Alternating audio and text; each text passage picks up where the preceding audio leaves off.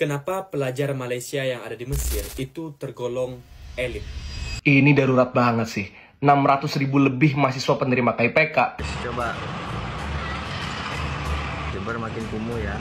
Bayar pajak sampai tuntas. Juga ada fasilitas. Bapak.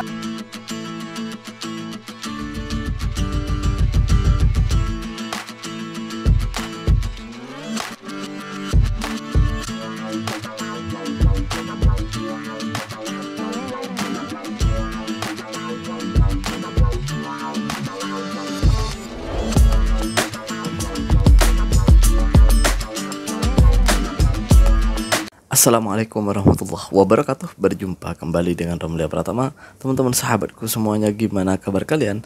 Mudah-mudahan kalian semuanya baik-baik saja beserta keluarganya di sana. Teman-teman sahabatku, buat kalian yang baru gabung, yang baru nonton video ini, silahkan di subscribe dulu, di like dan di komen guys. Buat teman-teman sahabatku yang udah mendukung support channel ini, terima kasih. Mudah-mudahan kalian semuanya diberikan keberkahan umur, keberkahan rezeki, dimudahkan segala urusannya, baik urusan dunia maupun urusan akhirat. Amin ya rabbal alamin.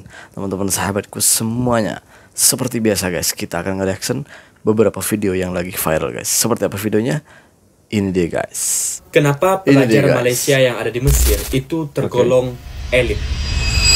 Kemarin gue ketemu dengan salah satu pelajar Malaysia, dan ternyata sebagian besar pelajar Malaysia itu tinggal di dalam sebuah wisma, di mana mereka semua berkumpul di sana sesuai daerah masing-masing.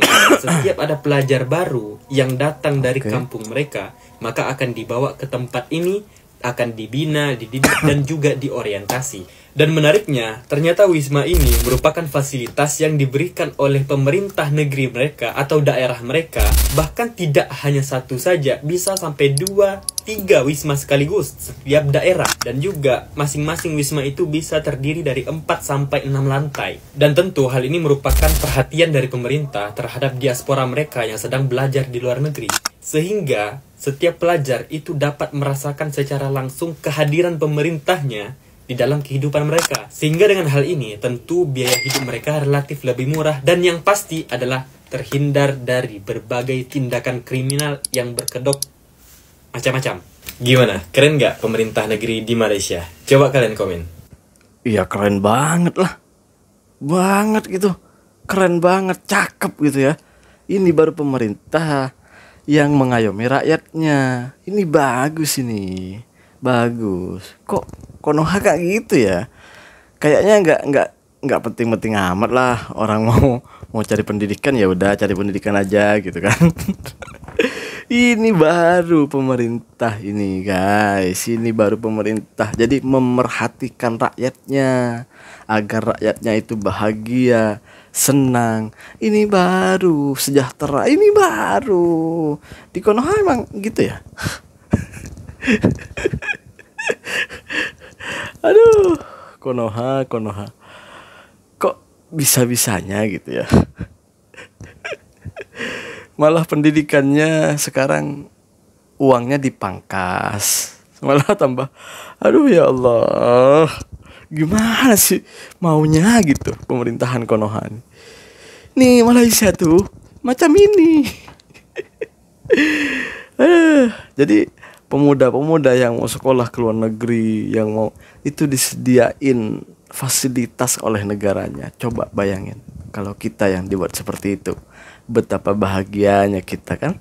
Bener kan? Betapa terbantunya kita gitu sebagai mahasiswa gitu ya. Kita berlanjut aja guys, daripada nanti gram-gram gitu guys. Kita lanjut ke video selanjutnya guys. Ini dia guys. Ini darurat banget sih guys. 600.000 lebih mahasiswa penerima KIPK terancam uang yang gak cair dan putus kuliah. Mahasiswa baru 2025 juga terancam gak bisa daftar KIPK. Belum lagi ancaman UKT yang semakin melonjak tinggi karena program efisiensi. Kita sama-sama paham dari awal Prabowo itu pengen bikin efisiensi sampai 300 triliun bahkan. Mostly adalah untuk program makan bergizi gratis. Awalnya gue respect sama program ini, niatnya baik. Tapi lama-lama jadi kayak skizo gitu loh. Prabowo jadi kayak Thanos, niatnya nyimbangin semesta, ujung-ujungnya malah membunuh setengah dari semesta. Satu, efisiensi kok ambil dari pendidikan. Ya, kurang lebih 30 triliun itu anggaran dipangkas dari Kemendikti Saintek dan Kemendikdasmen.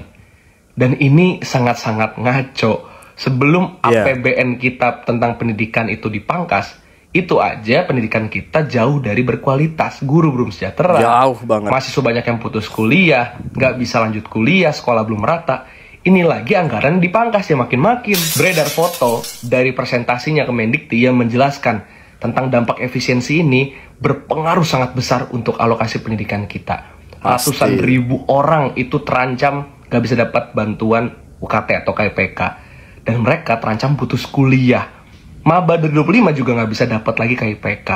Belum lagi UKT yang akan semakin tinggi.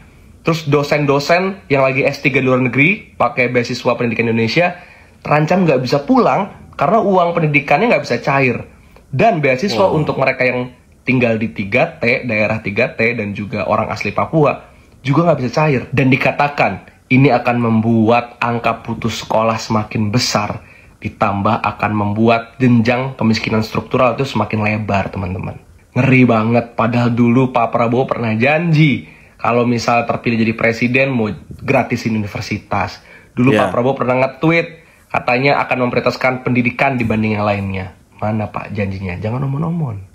Nomor 2, efisiensi membuat banyak sekali orang di PHK. Pemerintah pembelaannya adalah yang kita potong itu belanja barang, bukan belanja pegawai.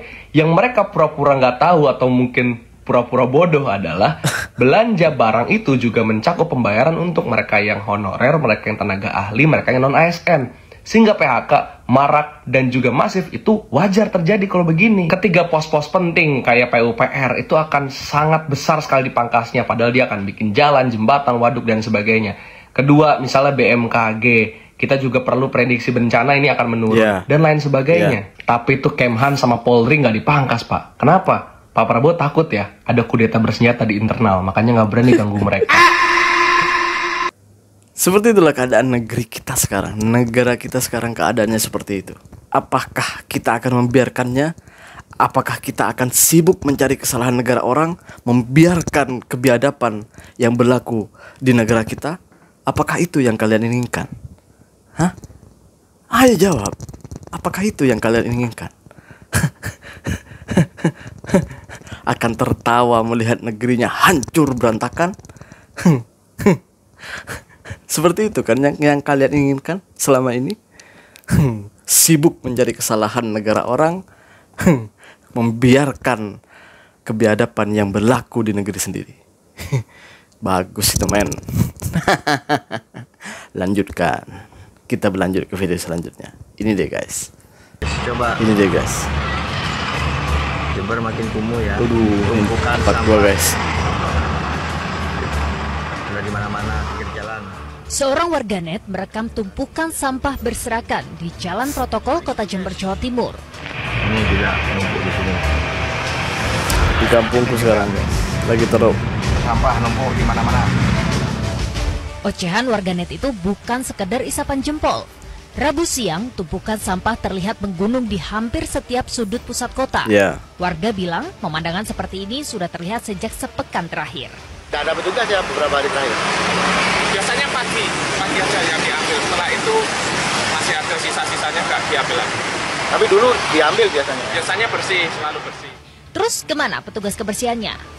Usut punya usut, Dinas Lingkungan Hidup ternyata telah merumahkan 336 petugas kebersihan berstatus tenaga honorer karena tidak tercatat dalam data Badan Kepegawaian Negara atau BKN. Sembari menunggu kebijakan yang baru, ratusan honorer terpaksa dirumahkan karena tidak ada anggaran untuk menggaji mereka. Untuk sementara teman-teman itu kita beri kebebasan untuk kita rumahkan atau tetap bekerja, tetapi kita belum bisa memastikan untuk honorariumnya. Kalau sudah begini, perlu ada solusi konkret agar kebersihan kota tak jadi imbasnya. Tim Liputan MCTV melaporkan. Berlahan tapi pasti kita akan hancur kalau terus-terusan seperti ini. Coba bayangin, ini di Jember aja sudah 300 orang dikeluarkan dari petugas kebersihan tuh.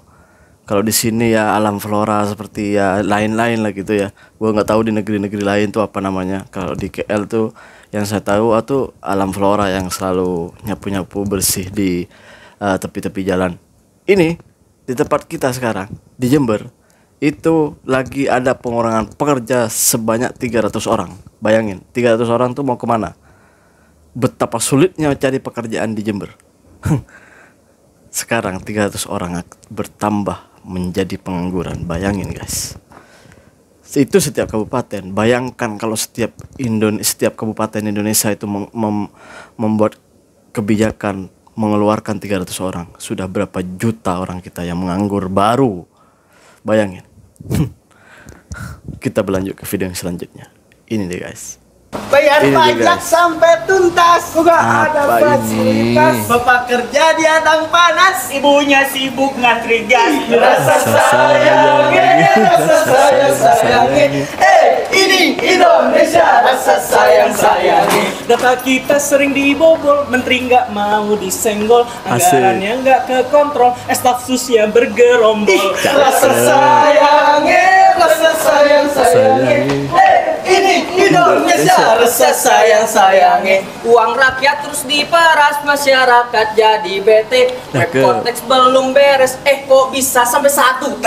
Rasa sayangnya, rasa sayangnya. Ini Indonesia, rasa sayang.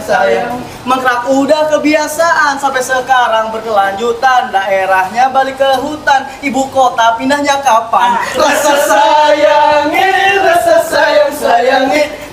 Ini Indonesia, rasa sayang. Bu, Kemana sih ibunya? pada kemana ya ibunya? Nah, gimana pemerintahan sekarang? Ibu tadi ikutan dari awal. Enak kan Bu, ngekritik pemerintah ini enak kan? Enak kan? Udah mana teman-teman ibu kemana? Mana ini? Tadi ada 3. Bu. Ini dari mana sih kita dapatnya? Dari majelis Pak. Anterin lagi Bu. Jadi ada banyak variasi guys. Teman-teman kita itu dalam mengkritik pemerintah kita. Jadi bukan membiarkan, bukan malah mencari kesalahan orang lain, mencari kesalahan negara lain. Kita fokus saja memperbaiki Indonesia kita. Kalau kita memang betul-betul Indonesia ini mau maju, kalau kita mau betul-betul Indonesia ini mau ke depan, ya nggak tahu kalau kalian ya berpura-pura menjadi pahlawan, sok-sokan mencari kesalahan negara orang, seakan-akan menjadi pahlawan untuk negara kita sendiri, sedangkan kalian adalah pengkhianat yang sesungguhnya. Terima kasih buat semuanya. Assalamualaikum warahmatullahi wabarakatuh. Jangan lupa sholawat guys.